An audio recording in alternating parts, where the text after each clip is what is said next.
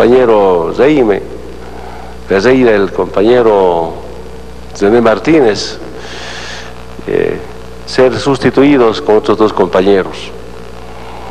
Agradezco el acompañamiento pese a problemas de salud de los dos hermanos, acompañó hasta el final, y un aplauso para ellos por su trabajo, por su compromiso, no solamente por el proceso de cambio, no solamente por este movimiento político de la liberación, sino sobre todo por nuestra querida Bolivia.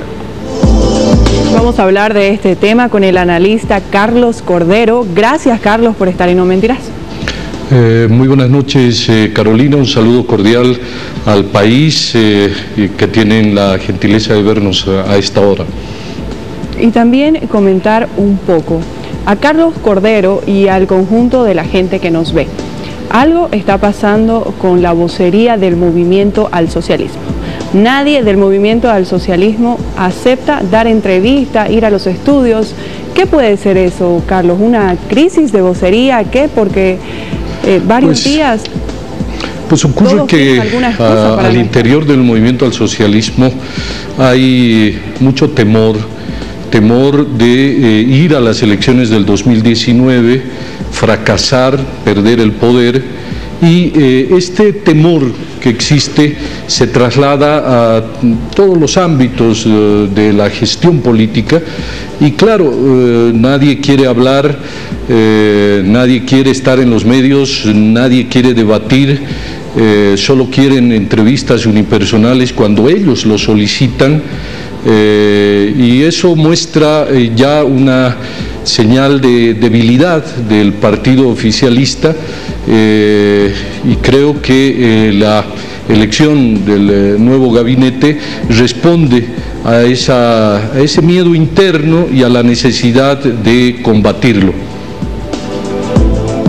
Sí, porque la verdad que invitamos a más de una decena de miembros del movimiento al socialismo y todos tenían algo que hacer esta noche, y anoche también, y antenoche lo mismo, y así complicado está. Pero vamos con su visión, por favor, lo que se hizo con el cambio de ministros hoy. Pues yo creo que el señor presidente ha ratificado al 95% de sus colaboradores y ha cometido una omisión. El país comete una omisión al no evaluar al señor vicepresidente cuando se evalúa al gabinete. Es cierto que al vicepresidente no se lo puede destituir porque la Constitución, porque además se lo elige por el voto popular, pero lo que el 99% de la ciudadanía no sabe es que el vicepresidente, por disposición del texto constitucional, el artículo 165, señala que el órgano ejecutivo está conformado por el presidente, el vicepresidente y el gabinete de ministros. Este diseño de la organización del poder estuvo en la Constitución de 1826, la Constitución bolivariana, y fue repuesta después de casi 180 años. Entonces, a quien también habría que evaluar es al vicepresidente, pero con una habilidad extraordinaria, un hombre que le hace cometer muchos errores al presidente Morales, elude todo tipo de evaluaciones. Y creo, para sintetizar, que el gabinete responde a eso que decía. Hay mucho temor, por lo tanto la abrogación del Código del Sistema Penal fue una derrota, un error político, y por lo tanto destituir a la ministra Ariana Campero hubiera sido ya visto como una debilidad. Por lo tanto, prefirieron mostrar cierta fortaleza para decir que este es mi gabinete, y más bien colocar a dos personas que son muy buenos polemistas, que son muy buenos políticos, y en el entendido de que el gabinete se fortalecería con pues la presencia del señor Zabaleta y del señor Rada. Ahora, usted, quiero corregirlo, porque usted obviamente no es ingeniero ni es matemático, pero ha dicho que el presidente ha mantenido el 95% de sus ministros, y eso en matemática estaría muy mal, ¿no? Es al 90%. ¿Es al 90%?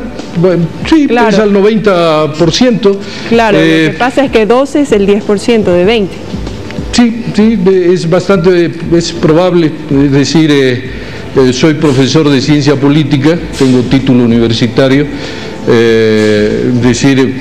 las matemáticas son muy fuertes. Yo lo digo porque hice una lectura de algún medio de comunicación, pero es ahora absolutamente... Le pregunto esto, ¿por qué cree usted que no cambió más? ¿Porque no hay más a quien cambiar? ¿Porque está conforme con lo que tiene?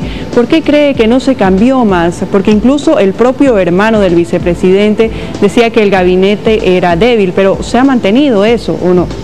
Claro, de lo que se trata, lo que hay detrás es lo que le decía Carolina. Yo creo que hay la necesidad de dar una señal de fortaleza y no de debilidad.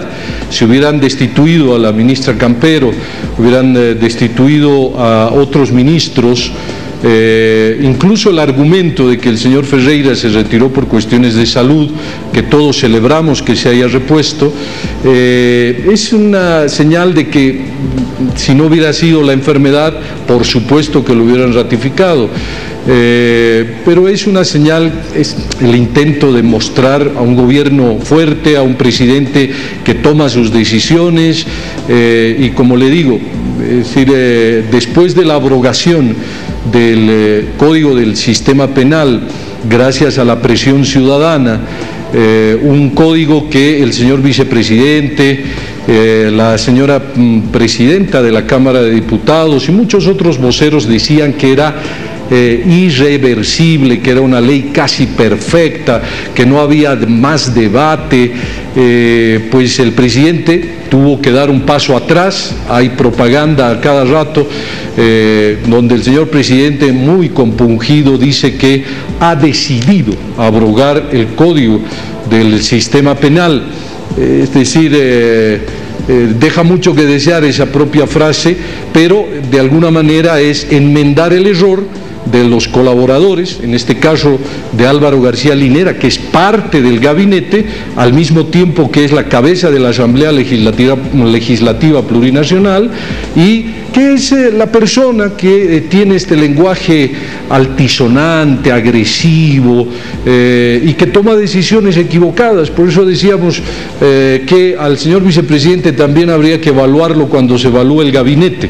Esta es una novedad en la Constitución y en la organización de la estructura de poder de lo que es el Estado plurinacional.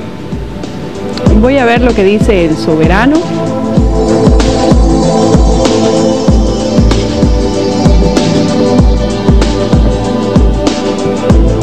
Desde Tarija nos dicen: buenas noches, a la primera que debían cambiar es a la ministra de Salud. De Oruro nos dicen: nublado análisis de Cordero, él es opositor, por eso sus críticas. Desde Cochabamba, el cambio de piezas en el gabinete de Evo tiene un objetivo, un propósito y una razón más por el Ministerio de la Presidencia. Rada es una pieza clave para lo que se viene en todo este año, no por nada vuelve a la cabeza, dicen desde Cochabamba. Desde La Paz nos dicen: los asambleístas no pueden ser ministros, más claro agua. Gracias, Carlos, por estar en No Mentirás. Con todo, siempre es un gusto, una aclaración. Soy un ciudadano que busca el respeto de la Constitución, el respeto a las leyes. La democracia no es solamente elecciones, la democracia es respetar la Constitución y las leyes. Y yo lo que hago cuando hago análisis es tomar partido por las leyes, la justicia y el derecho a ejercer la crítica. Muchísimas gracias, Carolina. ¿Qué le dice usted, Carlos, a quienes creen que por haber sido candidato de Unidad Nacional eso lo inhabilita como analista? En absoluto, es más bien un derecho. Yo les diría a todos ellos es un legítimo derecho, pero lo hago el análisis como profesional, lo hago el análisis con equilibrio, con respeto, no hago denuncias de las cuales nunca he hecho, es decir, hago un análisis y les digo todo lo contrario. Lo que yo hago es defender el derecho a la libertad de expresión, que este es uno de los derechos que hoy en este Estado están restringiendo, y me pongo del lado de los ciudadanos, que demandan el respeto a la Constitución y las leyes. Y nos gusta que aquí en No Mentirás pueda ejercer ese su derecho a la libre expresión, que es lo que construye democracia, Carlos. Efectivamente, así es, Carolina, y yo por eso, ante la convocatoria que ustedes me hacen, yo estoy siempre dispuesto, y también decirles a los miembros del partido gobernante que por favor vengan a debatir, debatamos en todos los medios de comunicación, invítenme por favor a Televisión Boliviana, a los medios estatales, que son los que están restringidos, ojalá que PAT, que el programa No Mentirás siga siendo un líder de la libertad de expresión. Le agradezco mucho. Muy buenas noches. Muy buenas noches, Carolina y el país. Yesenia tiene algo en sus manos.